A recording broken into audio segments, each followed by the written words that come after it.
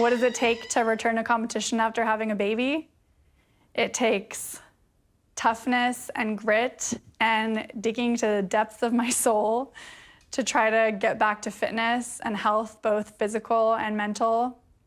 It's taken me through injuries and coming back from broken bones at this point. It's taken so much dedication and help from my family to get me back to where I am. Having Skye has definitely changed Chelsea as an athlete. Yeah, mentally, she was struggling a lot. Definitely fed into Chelsea's postpartum and just kind of the mental attitude of the whole thing. And it's hard when you're the partner and you don't quite, I mean, I've never obviously gone through postpartum depression. So some of the things I just didn't understand some of them. And I wanted to help, but there's only so much I could do. There were a lot of highs and lows coming to this point, especially in the last year and a half. Well, we're back at the doctor's office again because she continues to have trouble eating. And I'm trying to reconcile, which is really hard and sad, but I think the most important thing is that she's healthy. I think I just feel a little heartbroken that it's not the whole experience that I wanted for her. With some of the dark days that I have had in the last year, I've really questioned if this is the road for me and my family.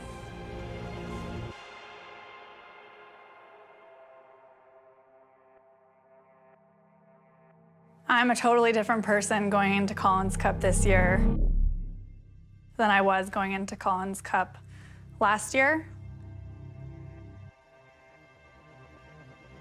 My body was still, I think, healing from birth.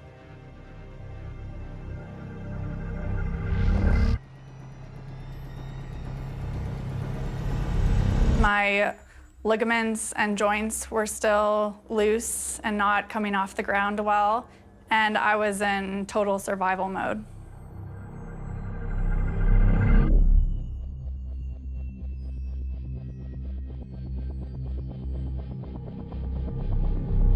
I was just happy to be there. I felt like performance was a crapshoot, and I wasn't always even sure that I could finish a race.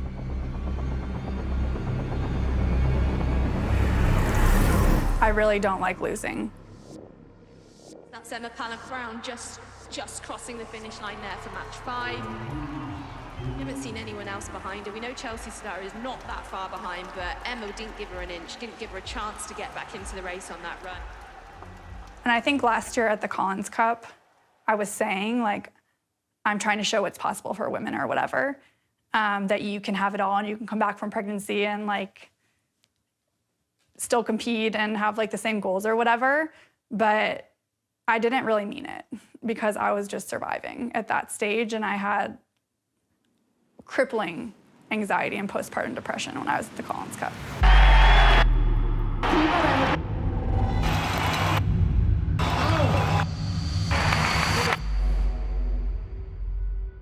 Now, kind of starting to come out the other side of all of that and starting to feel physically like myself, I realize how impactful it can be for me to show up and be racing against the best in the world and to be delivering. So we're looking at the battle for the podium right there. And we've got reports out on course that Laura Phillip and Chelsea Sodaro, yes, there they are right now, still running head-to-head. There's a large paycheck difference. They're less than a minute from the finishing line, side by side. Someone's going to have to make the move at some point. Honestly, this is incredible. And you can see Chelsea. Yeah. Chelsea's starting early. The woman behind her just having set the second fastest time in the history of the world, and Laura Phillip not able to That's respond. incredible. Look at that. Look Chelsea at that. Sodaro now taking up into the finishing line. What a brilliant job. The U.S. team, you got to think that this woman is going to make sure she has a spot. This is a massive paycheck as Chelsea Sodaro takes the She podium. can't quite believe it. Look at her. She's on that finish line. She's like, what just happened? How do I think that it feels for her to be passed on the run? I think she probably really hated it. I don't think she was happy about it, no. I think that Laura will be concerned about me if we race again. I just beat her in Edmonton, but she's recently come out and said that she wasn't feeling like her best self there. Like, you know me, I'm super competitive, and I wanna like race her when she's feeling like her best.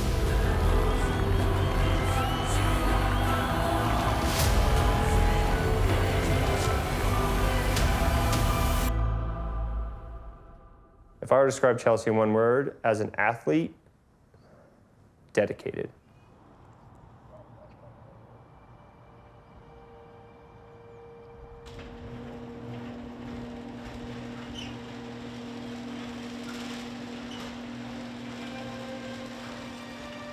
She sees the big picture, and she's solely focused on this whole thing and being the best in the world. That's honestly what I think makes her so good.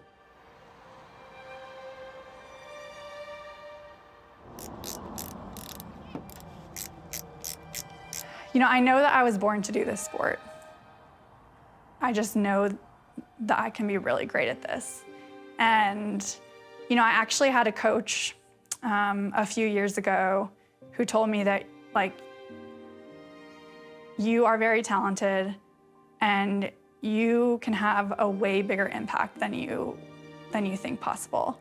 And when he said that to me, I think that he was referring more to, like, my performances and winning, and he had a lot of belief in my ability. But now I sit in, like, a very different position where my motivation has changed and evolved, and now it's not just about, like, winning for myself. It's being successful for my daughter and providing for my family and making her proud, but also showing what is possible for female athletes. Team US is competing for first.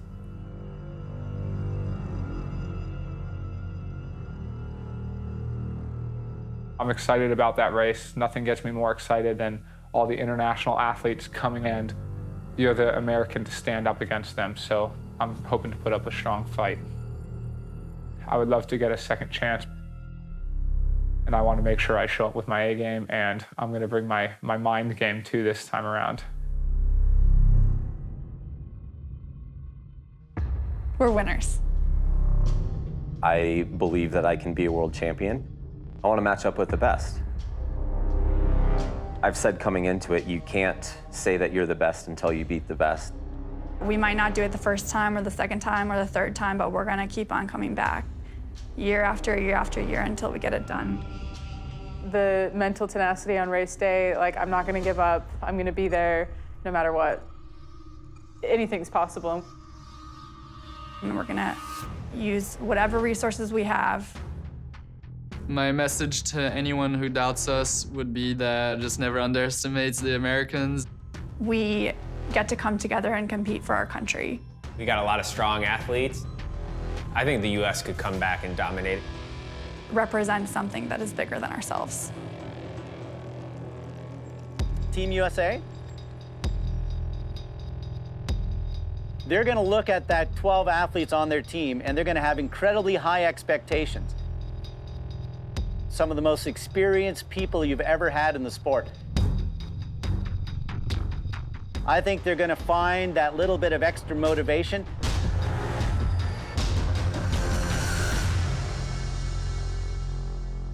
Team International got the broken spoke last year. I think that was really upsetting for them. They're gonna need all their team bonding. They're all so nice.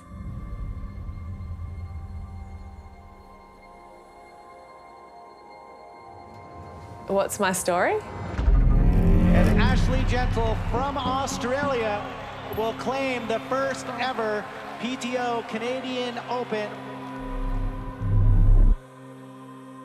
I felt incredible. I yeah, literally had one of the best races of my life.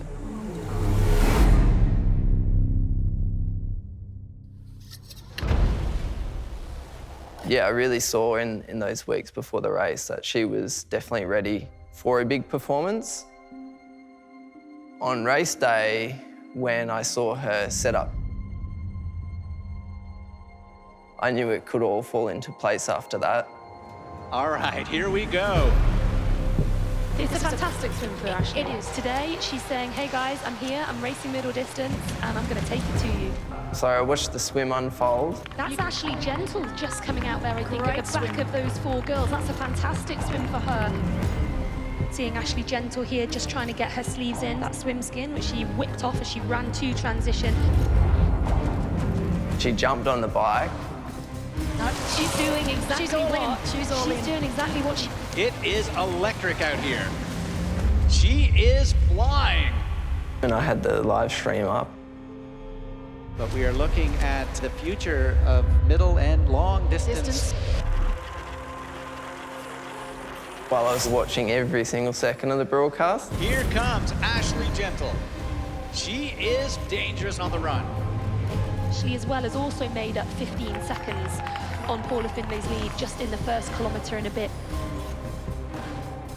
Well, the inevitable is about to occur. She's going to pass any second here at speed as well. New era of mid-distance racing might just be recognized today. Holy and I was very excited for her. Get a load of this. You go get him, chicken. Holy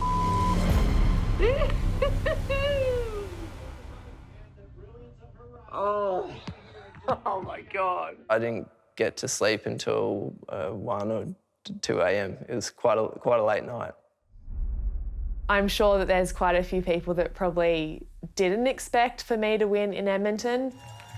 Well, what a day, and it is time to go down to the finishing line with Alex and the woman who... To try and put those feelings into words. It's a feeling that I don't think you can really articulate. Yeah, I just had the most amazing day today, and yeah, it's been the easiest 2 or 3 years, so I'm just grateful for all the people that, I guess, kept believing in me that time, because yeah, I'm really proud of myself right now. Actually putting together a day that deep down I knew I was capable of against some of the best middle distance triathletes in the world. When you walk up to the pontoon and, you know, you're standing next to your fellow competitors, you know, waiting for that gun to go off, for me, everything is quite silent. I think that I've got to a point now in my career that there's also just a sense of acceptance. I've done the best I can to be in the best shape that I can be for that particular race. It's taken me over 10 years to get to that point where everything feels okay and silent, and that's where I want to be before the gun goes off.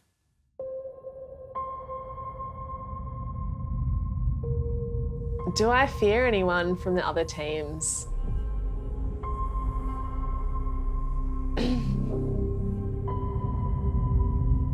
Look at the stats. There's like 25 world championship titles within all the people that I'm competing. So if I really thought about that, there'd be no point in turning up.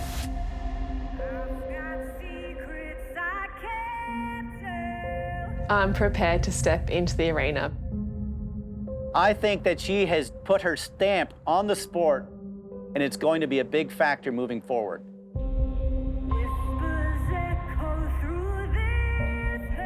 You could see the confidence, you could see the emotion, you could see now that she realizes that her Olympic distance career is over. This is the new format. This is the new Ashleigh Gentle. I've kind of come a full circle, and now, to be honest, I don't really care what anyone says anymore. They will have that little friendly vibe going on over there. They're all so nice. Are they gonna have that killer instinct? I think we're too kind. We'll kill them with kindness. And just look at the demeanour. Look how in control Ash Gentle is right now. Her breathing, her shoulders. Team internationals have something good going on this year. People should fear pretty much anyone on team internationals. This is so close. Who wants it more? Standing success here in Shamrock. And we have a wild card who's the current Olympic champion, also the Commonwealth Games champion. Flora Duffy. Whoever has to be matched up with her, good luck.